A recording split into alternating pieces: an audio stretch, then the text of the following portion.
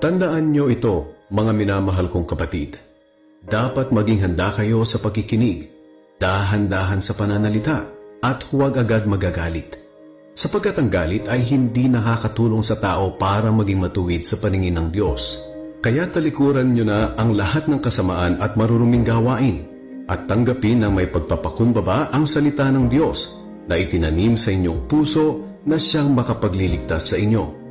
Huwag lang kayong maging tagapakinig ng salita ng Diyos, kundi sundin nyo ang sinasabi nito. Dahil kung hindi, dinadaya nyo lang ang sarili ninyo. Dahil kung nakikinig lang ang isang tao sa salita ng Diyos, pero hindi naman niya tinutupad ang sinasabi nito, katulad siya ng isang taong tumitingin sa salamin, na pagkatapos makita ang sarili, ay umaalis at agad kinakalimutan ang ayos niya. Ngunit ang taong nagsasaliksik at tumutupad sa kautosang ganap na nagpapalaya at hindi tagapakinig lang na nakakalimot agad, ay ang taong pagpapalain ng Diyos sa mga ginagawa niya. Kung may nag-aakalang siya ay relihiyoso pero hindi naman magawang pigilan ang dila niya, walang silbi ang pagiging relihiyoso niya at niloloko lang niya ang kanyang sarili.